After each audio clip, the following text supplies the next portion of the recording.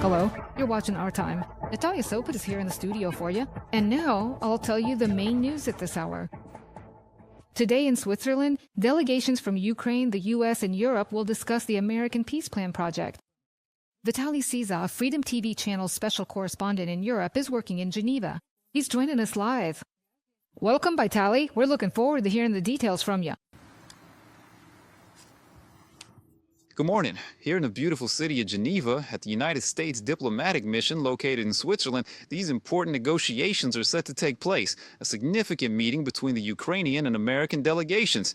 This week, Washington officially presented its comprehensive vision for a peaceful settlement, which consists of a detailed list of 28 specific points. This plan sparked mixed reactions. Some approved of it, while some members of Congress even spoke out against it.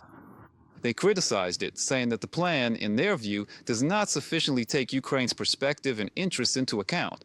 However, U.S. President Donald Trump, while speaking to journalists, confirmed that this is currently just a draft, essentially a preliminary project, and the interested parties, of course, can submit their own proposals or suggestions for consideration. And this is not something that is already set in stone or finalized at this stage. That's exactly why the Ukrainian delegation is gathering here at this important event. The American delegation will also be joined by representatives from several major European countries, namely Germany, France, the United Kingdom, as well as the European Union as a whole. We have received a comment from the President of the United States, who has explained in detail how he intends to work together with others on this important peace settlement proposal. No, this is not my final proposal. We want to achieve peace. This should have happened, and honestly, it should have happened a long time ago. Russia's war with Ukraine should never have started in the first place. If I had been president, this situation would never have happened at all. We're currently trying to put an end to it. One way or another, we absolutely have to end it, no matter what. Representatives of the Europeans, they are closely following this discussion. And quite naturally, this is primarily about the security and stability of Europe. Immediately after the official publication of this plan, there were several public statements from European leaders expressing their support for Ukraine. They stated that they are ready and willing to work with this plan, but of course, they also have their own proposals.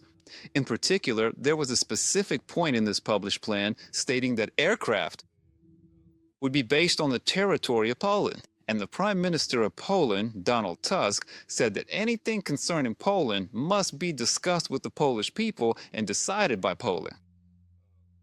The general concerns of Europe were clearly expressed and articulated by the President of France, Emmanuel Macron, on the issue at hand. We have his comment.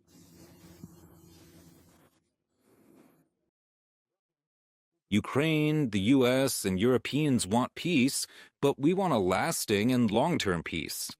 I think it's very good that the US has proposed something to move toward a ceasefire and peace, and we should praise these efforts. But at the same time, the sovereignty of Ukraine and the security of Europe are at stake. It's only natural that both Ukrainians and Europeans are involved in the negotiations to finalize this plan. Yesterday, a formal statement was officially published and released by the representatives of 12 different countries, as well as the European Union, specifically the European Commission of the Council of the European Union. In addition, it was not just European countries that were involved in this statement. It also included both Canada and Japan as participating nations.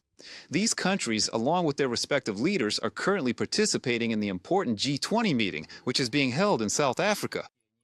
They discussed this plan among themselves, and for them, a very important principle is the inadmissibility of changing borders by force. They strongly emphasized this point, and they also officially approved the emergence of this plan. Additionally, they expressed their support for the initiative of the United States of America, but they made it very clear that this particular point is especially important to them, and it truly matters to them that there is no de facto recognition of the occupied territories or Russian territory.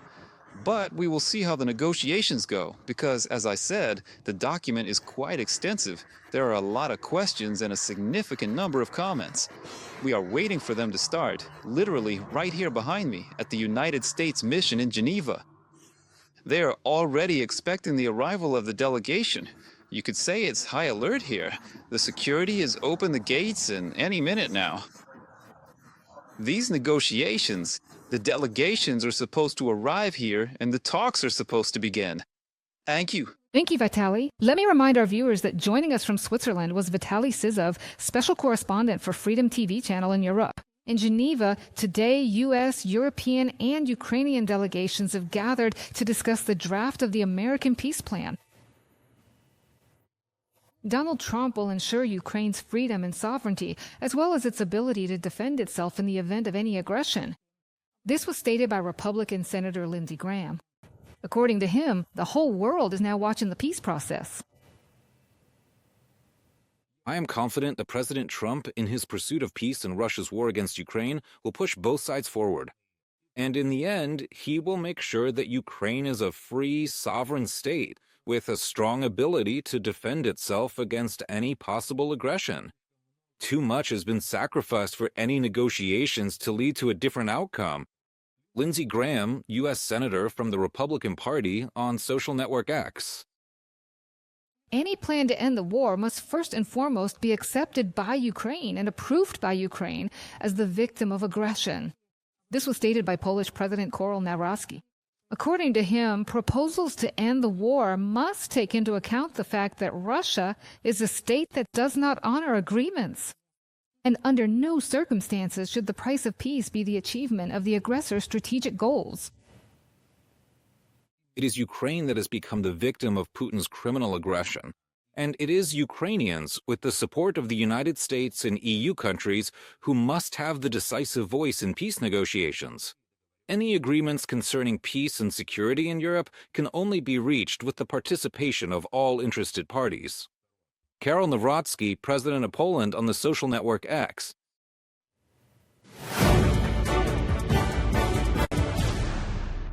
Russian attacks did not let up throughout the entire week. More than 1,000 attack drones, just as many. Aerial bombs and over 60 missiles of various types were launched by Russia at Ukraine. This was reported by President Volodymyr Zelenskyy. According to him, Kyiv is making every possible effort today to stop Russian aggression and achieve a lasting peace. Already today, our advisors will be working in Switzerland with representatives from the US, Germany, France, and the United Kingdom. But alongside the diplomatic track, it is necessary to do everything possible to strengthen our defense against such treacherous Russian strikes. It is very important to speed up the implementation of all our agreements with partners regarding air defense systems and missiles for them. I thank everyone who helps protect lives. Thank you to everyone who works for peace. Volodymyr Zelenskyy, President of Ukraine. On Telegram. At least 15 people were injured and wounded as a result of a Russian drone attack in Dnipro. At night, it struck near a 9-story apartment building. Windows in the apartments were blown out. In 2 entrances, one apartment caught fire, and its owner was trapped inside. The woman is now in the hospital with burns. More on the aftermath of the night attack in the report by Natalia Husak. This is what the 9-story apartment building looks like now in a quiet residential area of the city. Instead of windows, there are empty, charred openings in the walls from the 1st to the 9th floor. Residents say the explosion in the courtyard happened around midnight. It blew everything out. We live on the 1st floor. Some flew in silently, completely silent. It fell, exploded, and the balconies caught fire. That's what we saw. Hamra lives on the 9th floor. She says that after the explosion, a fire started on her balcony. The balcony tilted and the windows were blown out. Some kind of metal thing also flew onto the balcony. That's why it caught fire. Or maybe when the explosion happened, a spark reached me. I ended up pouring out 4 buckets of water. The apartment on the 2nd floor suffered the most. Its balcony was also engulfed in flames, and the owner ended up trapped inside the apartment. The blast wave warped the door, and the woman couldn't get out into the hallway on her own. She couldn't get out. It was simply impossible to do it all by herself, and they couldn't open the doors for a long time. They were tightly jammed shut. So it was really, truly hard for me personally. The owner of the apartment was taken to intensive care with burns. 2 more residents of the building are also in the hospital. By morning, 15 people had sought medical help, including an 11-year-old girl.